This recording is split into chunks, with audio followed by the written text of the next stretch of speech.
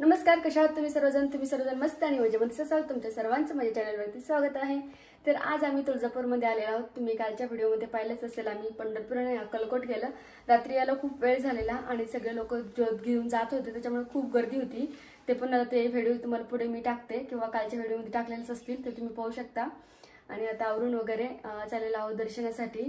आता आज पहिला दिवस आहे, त्याच्यामुळे किती गर्दी काय काहीच माहिती नाहीये। पास काढणार आहोत आणि ते एक रूम घेऊन थोडा आराम केला, कारण की प्रवासाने मला काल खूप आजारी होती मी, माझं खूप दुखत होतं। आता मला बरं वाटते। आता चला चाललेलो आहोत, चला। आणि इकडे मी साडी घातलेली अशी।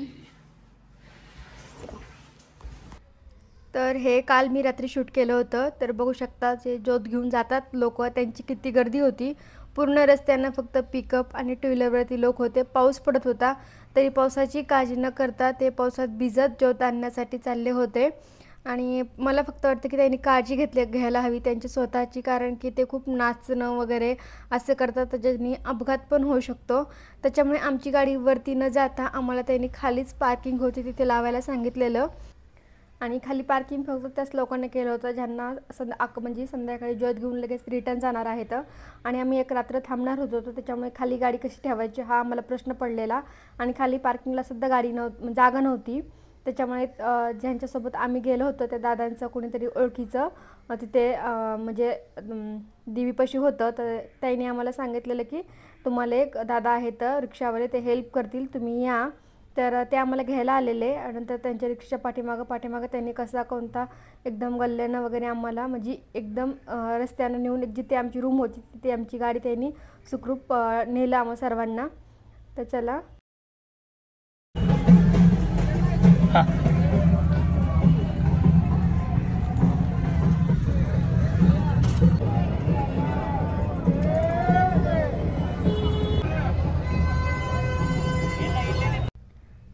हा आहे तो दादा रिक्षावाला, ज्याने आम्हाला वरतीपर्यंत आमची गाडी आणण्यामध्ये हेल्प केलेली। भले त्याने पैशासाठीच केलेला असेल, कारण ह्या सीझन त्यांचा म्हणजे खूप त्यांना पैसे वगैरे कमवण्याचा असतो प्रत्येकाचा।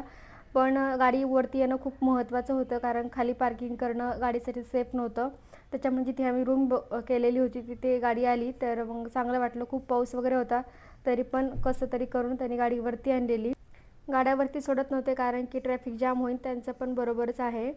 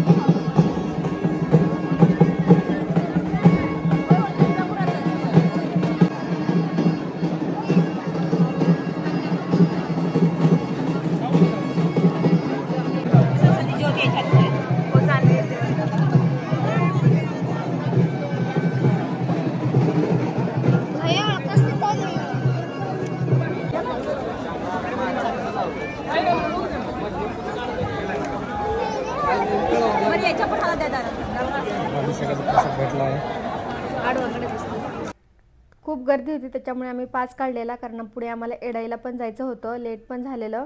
तर आम्ही लगेच पास काढून आतमध्ये आलोत आणि जिथे पाचची लाईन होती तिथे लगेच लाईनीला लागलेला एवढ्या मोठ्या गर्दीत आई तुळजाभवानीच्या लाईनीला पहिल्या माळीला नवरात्रीचा पहिला दिवस आणि खूप गर्दी आहे। जर टेन्शन आलं असेल की मोहिनी कुठं हरवली तर मोहिनी इथंच्या मागे कुठं जात नाही. हेच ते पुजारी आहेत जे ह्या दादांच्या ओळखीचे होते. तर त्यांनी चांगलं आम्हाला दर्शन वगैरे आतमध्ये देवीच्या मंदिरामध्ये पण खूप हेल्प केलेली. तर सगळं जे ओटी वगैरे घेतली आहे मी त्यांच्याकडूनच घेतली. जी भोगी असते जे करायचं असतं तिथे म्हणजे देवीला नैवेद्य वगैरे हे सर्व त्यांनीच आम्हाला दिलं. पैसे आम्ही दिले त्यांना. पण खरंच खूप त्या मनानं खूप चांगले दर्शन वगैरे झालेलं. आणि बाहेर पण त्यांनी आरती वगैरे सगळंच केलं एकदम छान. आणि एवढ्या गर्दीत एवढं चांगलं होईल असं आम्हाला वाटलं नव्हतं. पण खरंच खूप छान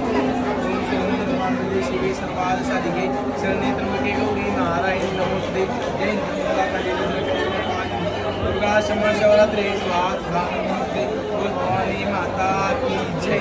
आई राजा उदे उदे पूर्ण सांगा नाही तुमचं नाव काय माहीत जरा ती आपल्या नाईक मोरे कुटुंबाची महिला येतो. देवीला केली घनाची सावर साडी पोळी भोगी पूजा ओटी देवदर्शन देवीचा मान सन्मान हे आई कुटुंबेच्याने बोलतो. आईयामुळे म्हणजे दुलारी म्हणजे आरोग्य चांगले येत्या वर्षात घरात पाळणं आवून दे. काही चुकून झालं असतं पूजेत क्षमावून घे. बोला बोल भवानी माता की जय. आई राजा उदे ओटी करा. बोल भवानी माता की जय. लोक टेकून भरल्यावरती न जोडीनं पाया पडायचं. मनात चुकून झाली असं मात्र दे मला साहेब.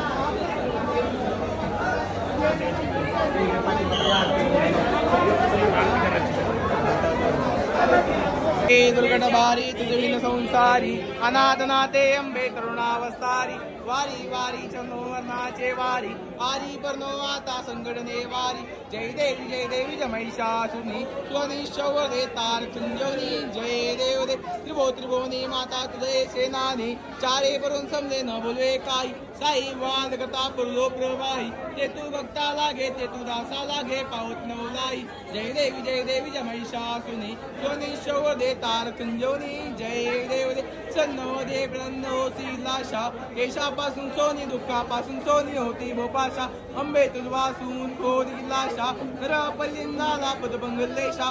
जय देवी महिषासुनी स्वनिश्चव दे तार चुंजवनी. जय देव दे अक्षर ताटातल्या ओम सर्वमंगल मांगल्ये शिवे सर्वार्थ साधिके शरण्ये त्र्यंबके गौरी नारायणी नमोस्ते.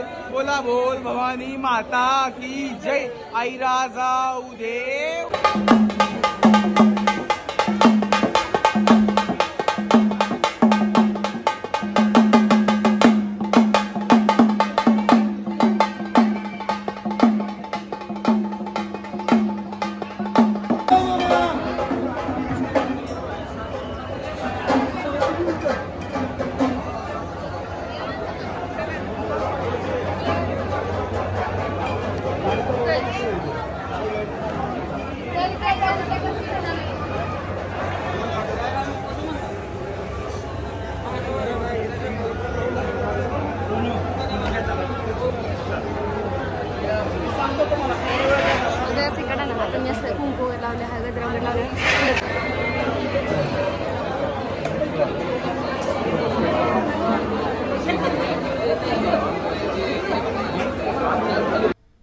तर इथे आहे चिंतामणी दगड जिथे सर्व लोक म्हणजे 10 रुपये पैसे ठेवून आपला हात त्याच्यावरती मांडतात आणि जी मनामध्ये इच्छा आहे ती बोलतात.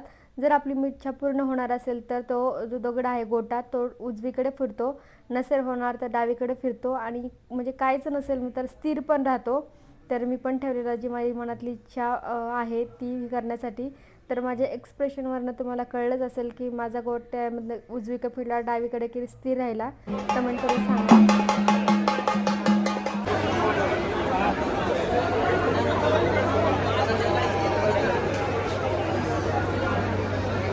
तुळजापूरला गेले आणि ह्या बांगड्या भरल्या नाहीत असं तर होणारच नाही आहे. आणि त्या स्पेशली ज्या भरणार आहेत त्यांच्याकडूनच भरून घ्यायच्या असतात. तर मी ह्यांच्याकडनं बांगड्या भरत होते. तर म्हटलं थांबा काकू मला शूट करायचं आहे. ते माझ्या शॉर्ट व्हिडिओमध्ये तुम्हाला दिसेल माझ्या इंस्टाग्रामवरती. तर त्यामुळे मला बोलले की अहो मग तुम्ही शूट करता तर तिकडे पहा. म्हटलं नाही मी तुमच्याकडे पाहून शूट करते. सो आता खूप छान दर्शन वगैरे झालं आमचं. आणि आता आम्ही इथे आलो रूममध्ये. आणि इथून आता येडाईला जायचं ठरवलं आहे. आणि जर लेट झालं तर पायरीचं दर्शन घेऊनच जाणार आहोत पुनराया. जर टाईम असेल तर आम्ही वरती पण जाऊ. हो येडाईचं पण आज येडाईची उतर आहे का. मग खूप गर्दी असेल तिथे शक्यतो आम्ही पायरीचं दर्शन वगैरे घेऊन जाऊ. हां कंपल्सरी ना, ज्यांच्याकडे ते ताटे परडी आहे हां ते वाले. त्यांना ते 2च हे आहेत ना कुर्मा. हां ते ताट येडाईला जाणं गरजेचं आहे, तुळजापूरचं याचं दर्शन. सो बघू आता गाणं छान होतं ना रा. सो चला आता कपडे वगैरे चेंज करायला साडी घातली, कारण की गाडीमध्ये खूप कसतरी होतं आणि काल माझे खूप हाल झालेले, तर आज पण बोलले झालेच तर मला साडीमध्ये काही करता येणार नाही आहे. तर चला. वाटलं नव्हतं तुळजापूरच्या देवीचं एवढं चांगलं दर्शन होईल. एवढी गर्दी असताना, जेव्हा आम्ही अगोदर गर्दी नसताना आलो तेव्हा पण खूप आम्हाला एवढं चांगलं दर्शन झालं नव्हतं आणि आता खरंच खूप चांगलं दर्शन झालं. म्हणतात ना, देवाची इच्छा असेल आणि आपल्या मनात असेल तर काहीच अशक्य नाही, सगळं आपलं व्यवस्थित होत असतं. तसं आमचं सगळे दर्शन सगळ्या देवांचे खरंच खूप छान झाले. आता आम्ही एडाईला चाललेलो आहोत आणि धाराशिव इथे आम्ही एका हॉटेलमध्ये जेवणासाठी थांबलेलो. मला खूप त्रास होता मायग्रेनचा, त्याच्यामुळे मला काहीच खायची इच्छा होत नव्हती, पण बाकी सर्वांना भूक लागली असतील कारण सकाळी आम्ही नाश्ता केलेला, त्याच्यानंतर काहीच खाल्लं नव्हतं. तर इथे एक चांगलं हॉटेल पाहून इथे जेवायला निघालो आहोत सर्वजण. इथे चिक्कूचे वगैरे खूप चांगली झाडं पण होती. हे पाहून मला आपल्या नगर रोडला जो आहे चिक्कूची बाग त्याची आठवण झालेली.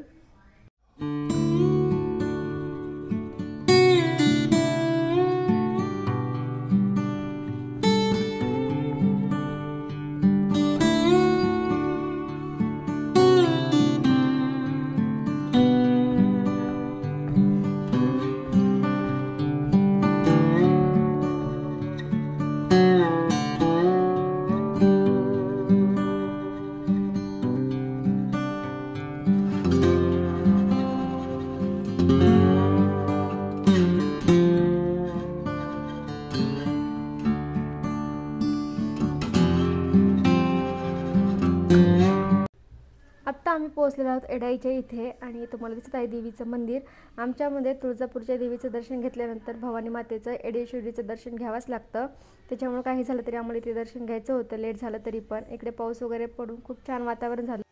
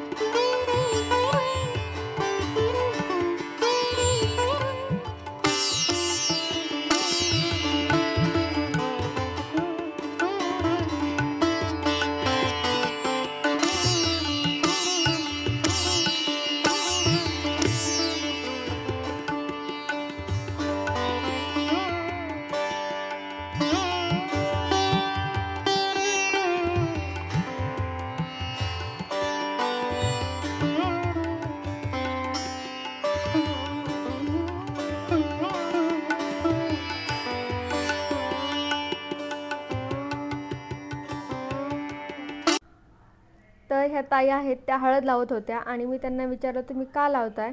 मला अगोदर तर वाटलं त्यांच्या घरी कोणाचं तरी लग्न असेल म्हणून ते लावतायत, पण असं नव्हतं. त्या बोलल्या की देवीला हळद खूप आवडते त्याच्यामुळे त्या हळद लावतायत. म्हणजे दिसेल ते लोक, म्हणजे फोर्सफुली नाही, जर तुम्हाला त्यांच्याकडनं लावायचं असेल तर त्या लावत होत्या. त्यांनी आम्हाला लावली, आम्ही त्यांना लावली आणि खरंच खूप छान वाटलं. असं नवीन काहीतरी मला तिथे म्हणजे पाहायला भेटलं किंवा मला समजलेलं. एडेश्वरीवरचं वातावरण एवढं छान झालं होतं, खूपच छान, कारण की पाऊस येऊन गेला होता. एकदम थंडगार वातावरण झालं होतं, खूप गर्दीही नव्हती. अवघ्या 15 ते 20 मिनटात आमचं दर्शन झालेलं आणि बाहेरचं पण निसर्ग खरंच खूप छान झाला होता. आम्ही लगेच पुण्याला जाण्यासाठी निघालो आणि माझी तब्येत खूप खराब झाली होती. मला खूप मायग्रेनचा त्रास होत होता, त्याच्यामुळे दर्शन घेतल्याच्यानंतर जी मी झोपले की ती डायरेक्ट एका जागेवरती जेवायसाठी आणि नंतर पुण्यामध्ये घरीच उतरले. कसा वाटला व्हिडिओ नक्की कमेंट करून सांगा. थँक्यू.